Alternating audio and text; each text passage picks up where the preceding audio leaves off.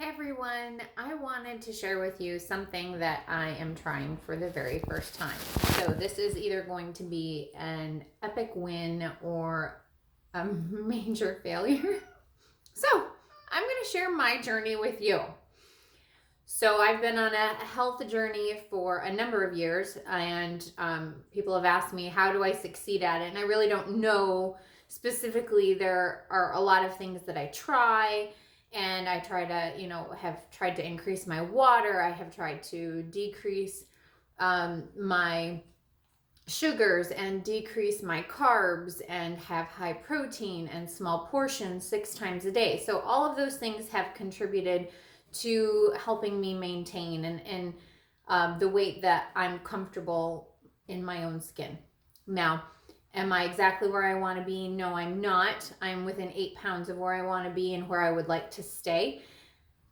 But we have to expect some fluctuations and give ourselves grace that I am where I am. So in the process of my research, etc., and I know that there are certain foods that I digest better than others. So there are foods that I don't eat very much of or I avoid altogether. So one of the things that I have noticed I don't digest as well.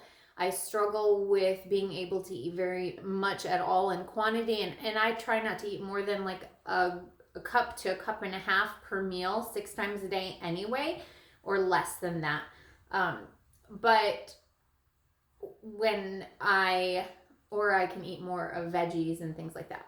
But when I eat meat, it has to be very small portions.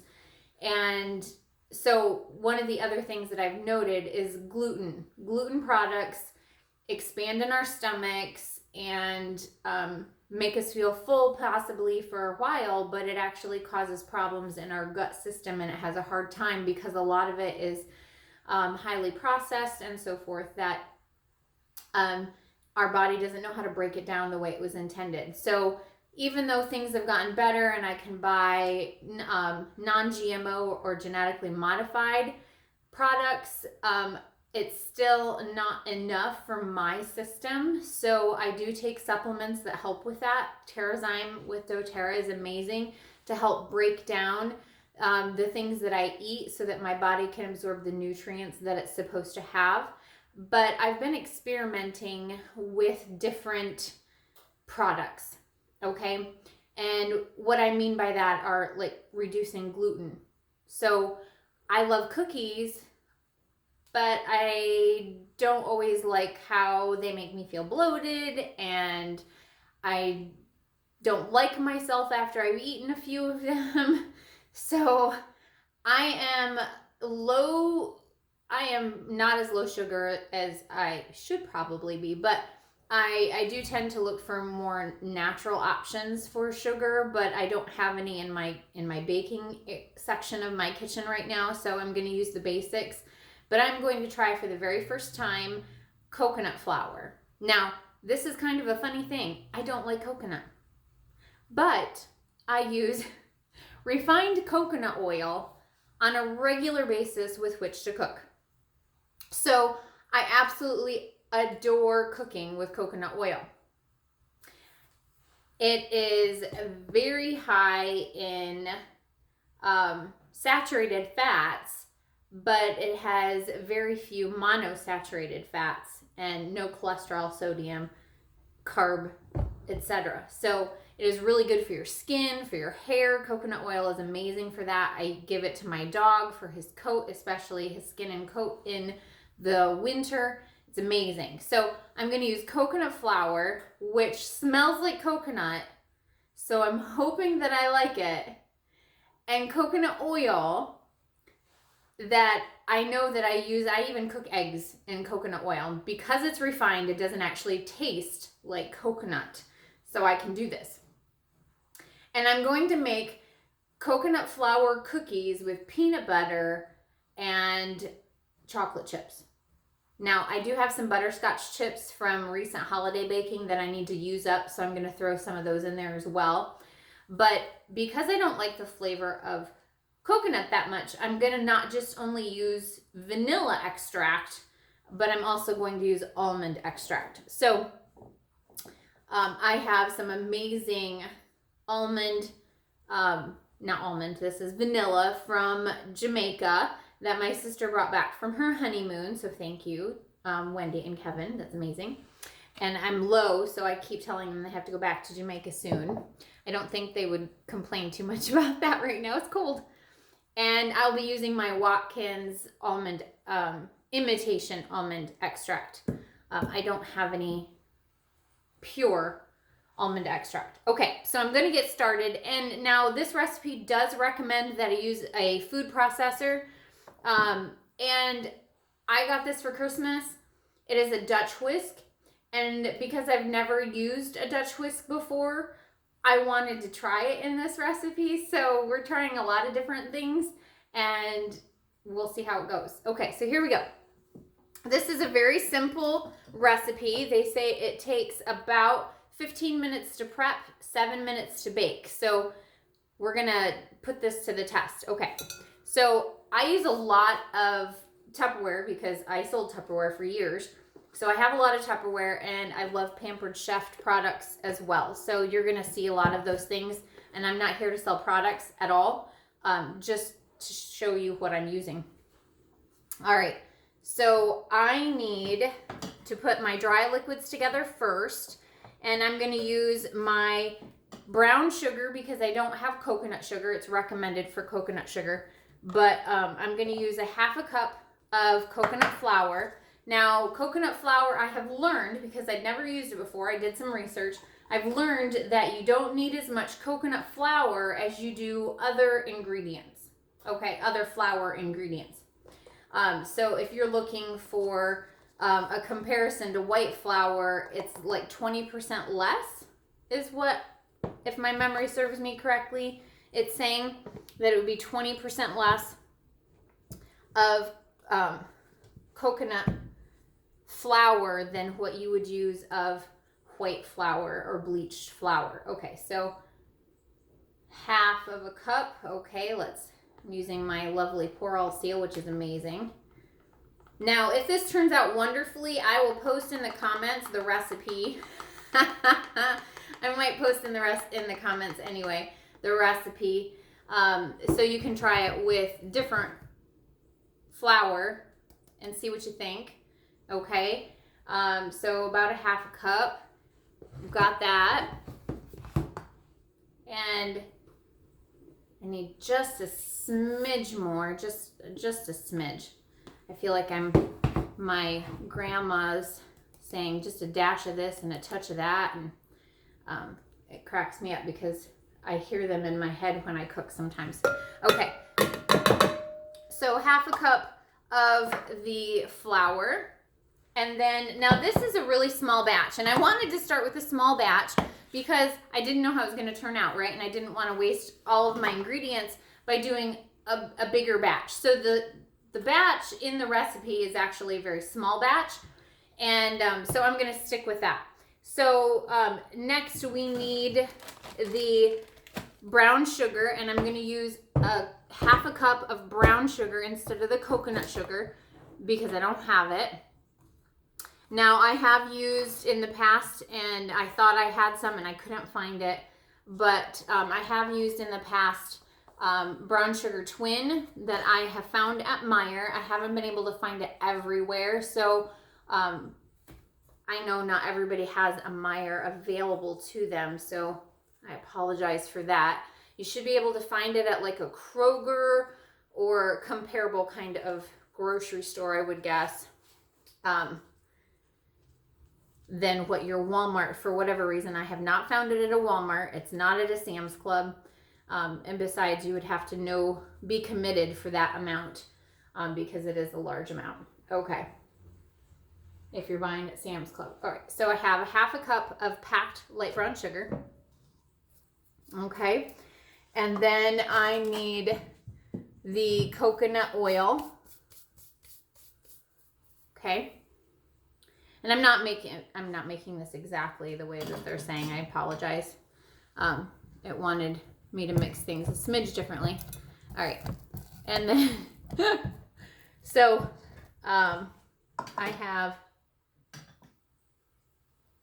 the coconut oil is 2 tablespoons. Oh, that's much easier to get out than what I had envisioned. So I haven't been able to find all of my Tupperware that is in storage, and I know that sounds probably funny. It's all in my house somewhere.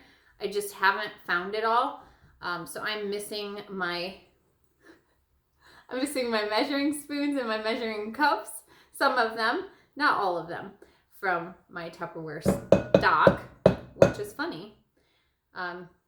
Because you would think with all the Tupperware I'd have more than one set. But guess what?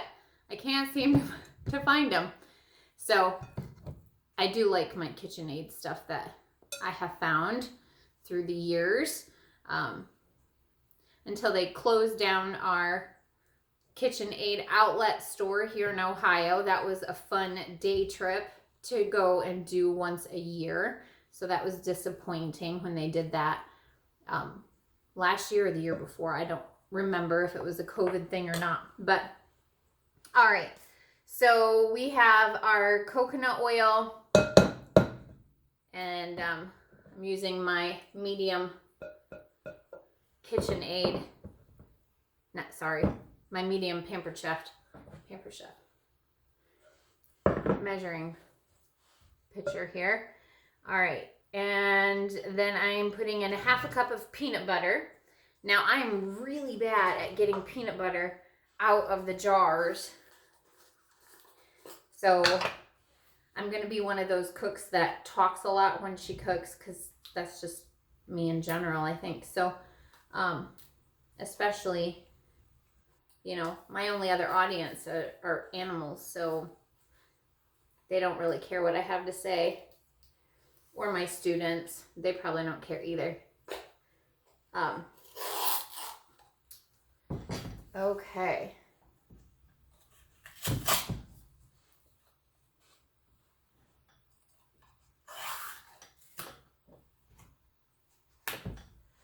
All right, so it was brand new, and those are never fun to open. Oh my goodness, they're just never fun to open.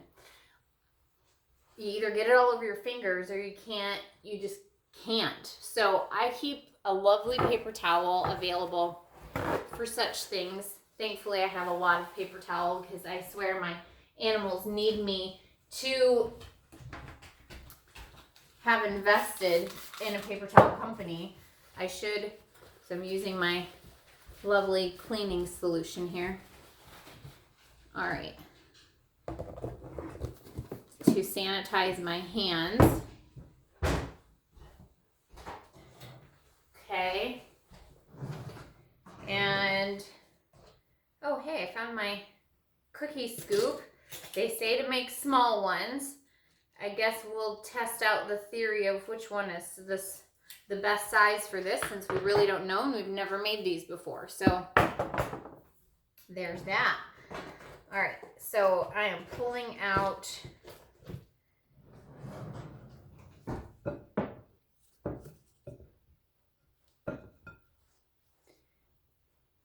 my spatula here with my measuring cup. I'll be honest, I've never made such a small batch of anything, I don't think, in my entire life.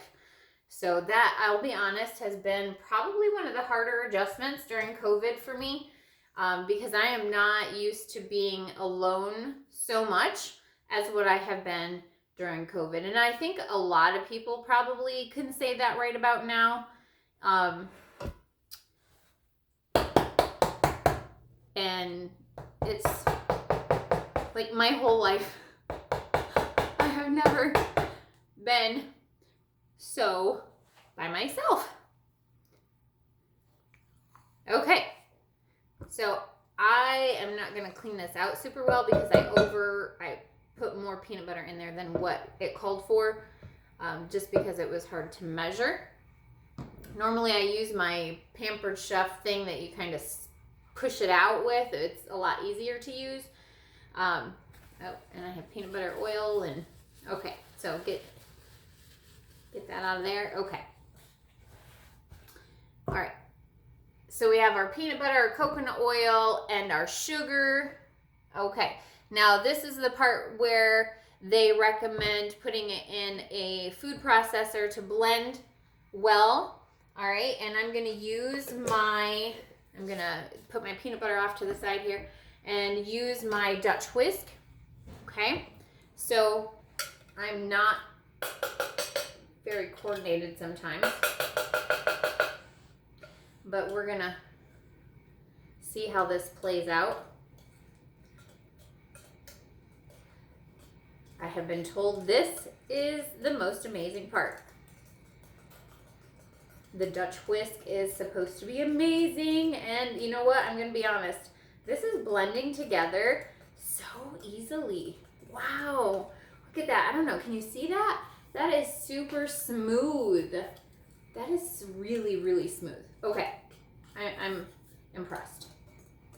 Now, another thing I've been told about coconut oil is or coconut flour, excuse me, is that not only does it not need as much flour, but it tends to need more liquids. So if you're not following a coconut flour specific recipe, which is what I'm doing, then you are going to want to, if you're doing a substitution, you're going to want to be sure that you increase the liquids and decrease the flour, all right, if you're doing a substitution.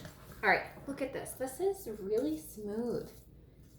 I'm impressed. Okay, since I really don't know what it's supposed to look like, I'm still impressed. All right, so we have 2 tablespoons of coconut oil, half a cup of peanut butter, half a cup of light brown sugar. Since I don't need the cookies to be paleo, it would be interesting for me to try like monk fruit or stevia or even truvia. Those are all 3 things that I would like to use in place of sugar when cooking, or even the brown sugar twin. All right, so now it calls for 1.5 teaspoons of vanilla extract, and I'm gonna put in 1/2 teaspoon also of almond extract, but that is imitation, so it's not very strong in the flavor. Okay, all right, so we have 1.5 teaspoons. That seems like a lot of vanilla.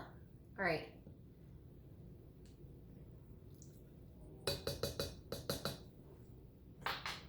I goobered on that one. All right, so if it doesn't turn out, I won't tell you what I did wrong. If it does turn out, I won't tell you what I did wrong. All right, 1/2 of the almond imitation in there. Okay, I don't keep secrets real well, so I accidentally put in 1/2 tablespoon instead of 1.5 teaspoons of vanilla. No wonder it looked like so much. So that's going to be challenging there. Okay, so 1/2 teaspoon of baking soda. That's going to give us our leavening. Okay, so baking soda, 1/2 teaspoon, not 1/2 tablespoon, Katrina. 1/2 teaspoon. Goodness gracious. Okay, so using my cover here to brush that off the top so that I don't get too much baking soda. All right, and then it wants 1/4 teaspoon of ground cinnamon. Now this is where I am going to use my oils. So yes, I am using my oils, but because the cinnamon extract is so potent, I am actually, that's the wrong one. Here we go. Looking for the correct one. Here we are. All right. Because the cinnamon oil is extremely potent, and yes, I do have ground cinnamon, excuse me, that I could use and would use, but you know, I have to use my oils since I have them. Now, if I don't have the cinnamon oil by itself, I would use cassia. Okay, cassia is what people are used to buying in the dried form of cinnamon, that's what you get from the store, is actually cassia. So it's a different part of the plant is all. All right, so I'm gonna use the toothpick method for the cinnamon oil because it's so potent. All right, so all I do is I tip the toothpick in the well, soak that up there, and then I just swirl it around in the dough, okay? In the dough mixture to try and get as much of that flavor into the dough as I possibly can. All right. All right, so there's the toothpick method. I'm still trying to, my brother cracks me up. He loves to cook. He does such a great job cooking. But when he uses oils, he always seems to forget that there is the toothpick method that is often best for very potent or extremely potent flavors in small amounts. So if you're not making something very big, then you don't need very much oil. And sometimes he often forgets that part. So you get a lot of flavor. All right, so we have now our cinnamon oil, coconut flour is already in there, baking soda, vanilla, almond extract. Now the only thing I'm currently missing is the chocolate chips. Now if you are looking for dairy-free, they do have dairy-free chocolate chips, and they have also dark chocolate. And I don't have either of those. I do have dark chocolate, but I didn't want to use that in here just in case I didn't like it. So I'm going to use plain old chocolate chips, milk chocolate chips. I'm semi-sweet. That's what I normally buy for baking purposes when it's more than just me. All right, so I only need a quarter. Sorry, my dog is due for a delivery today. He's having a little bit of a problem with the Amazon driver. All right, so measuring over the sink. I always measure over the sink my salt because I'm really bad at spilling the salt because it's in such an awkward way to get it out. I don't use this salt for much of anything, so it stays in the box because I haven't found the right Tupperware in the basement yet for that. You would think that I just moved into this place, but I haven't, but we won't talk about that. All right, so I'm gonna mix this up and get this finished, mixing it thoroughly. Okay. All right, so now this is something that you're gonna find interesting, that we have all of this mixed up. And the one, I am wrong. There are two things that I forgot. Okay, the next thing I have forgotten is I forgot the eggs. You know, we do need a binding agent. Peanut butter helps, but it is not the end all, have all, end all, whatever I'm trying to say there. Okay, so we do need 2 large eggs for anybody that's wanting to write this down. It is a good recipe, I'm sure, even if I mess it up. All right. And it calls for a 1/2 cup of chocolate, and I like chocolate. So I'm doing approximately 1/2 cup of chocolate. And I'm gonna throw in a smidge because I only have a small bag of butterscotch. So if I do another batch and this turns out well, then I'm only gonna have a smidge of the butterscotch chips, so I have enough yet for the next batch. Okay, so let me grab those eggs because I just realized I poured those in and I've forgotten the eggs again. I get so busy talking sometimes. Lose my place. I know that never happens to anybody else, and I'm probably showing my age. Okay. I know I'm not old. I just have happening at the same time. You know, a dog barking in the background, dinner on the stove, a video, you know, just a few things happening at once. That's kind of what I do every day. I multitask. I rarely do just one thing at a time. You know, that's just what happens. All right, so we're gonna finish blending these together. And because it's being done with the Danish whisk, this is amazing, you guys. Like, I just don't even know how to tell you how much I love this whisk. Like, I have never fallen in love with the whisk quite the way that I have with this one. Wow. Like, it is, I usually struggle from a shoulder accident, a car accident where I did severe damage to my shoulder.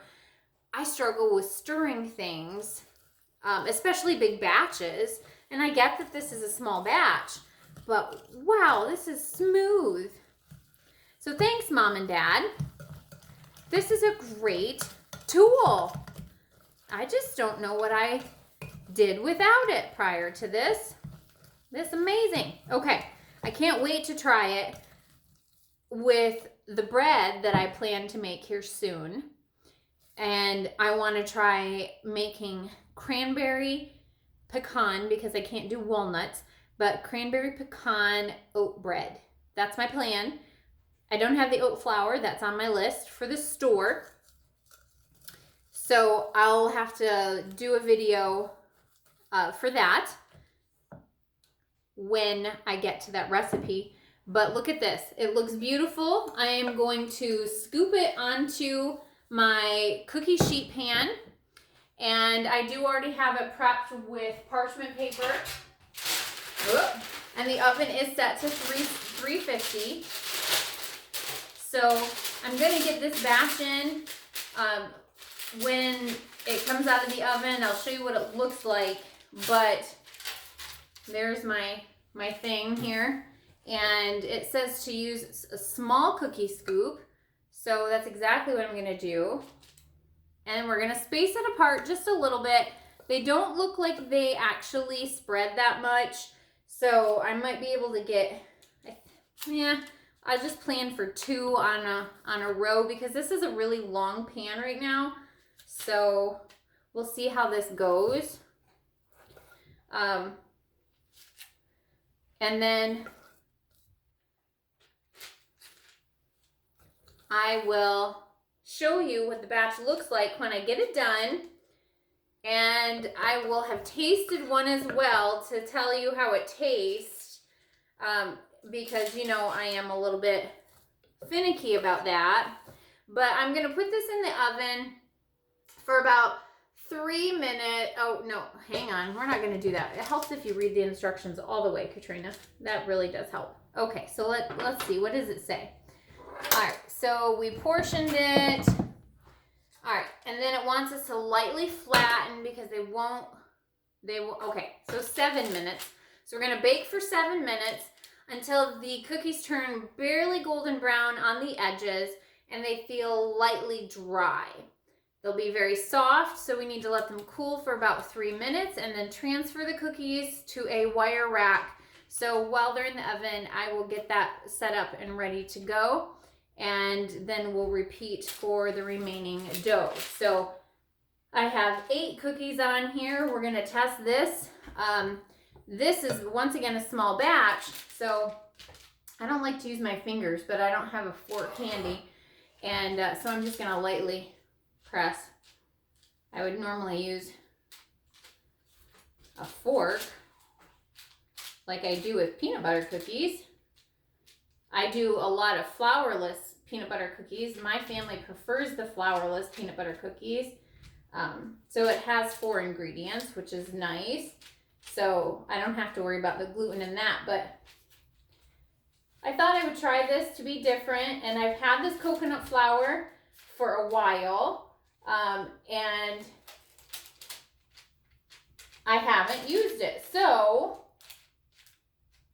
a friend of mine has used it and says it's okay. She prefers oat flour for most of her baking, but it really kind of depends. I have 2 friends that have used it, but more than 2. I just talked to another one today that he said he's used it as well. And it really depends on what you're cooking, which flour type you like better. But I have rice flour to experiment with, and I have oat flour that I want to make some bread with. Because I love bread. It's one of my downfalls that I like bread. It just it doesn't like me. So we're going to try different things to see what we can experiment with and still stay on the healthy side. All right, I'll see you back in a little bit. Okay, everyone, here we go. So it was exactly 7 minutes in the oven because it was already preheated. They were lightly browned on the edge, and I'm gonna let you see them.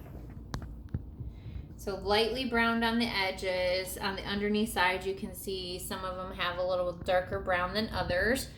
And then I waited 3 minutes to make sure they stuck together well. And then I put them on my wire rack. So don't mind my dinner there, the rest of it. But put it on the wire rack. Now, typically, because I don't have a wire rack that has the cross grids in it, which is what I would recommend, I typically put parchment paper on here. And because I was preoccupied with feeding my cohort in crime here and started on eating a little bit of dinner myself, that I forgot to put parchment paper here. But they do hold up really well. So far, so good. And they are lightly browned on the bottom. So I will let you know in just a minute how it tastes. Okay, so I decided that I would finish my dinner and then have you guys be with me when I test this for the first time. So it's a little crumbly. I don't normally lick my fingers quite like that, but I mean, I don't want to waste chocolate. That would be bad. Okay, here we go.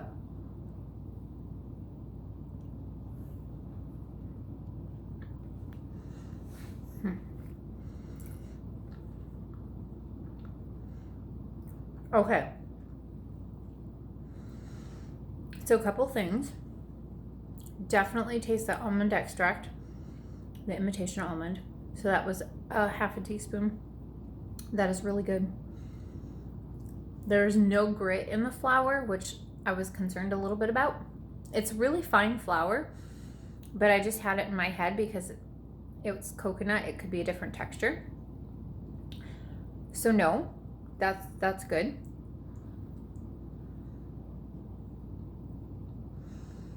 It's not as dry as my no flour peanut butter cookies are.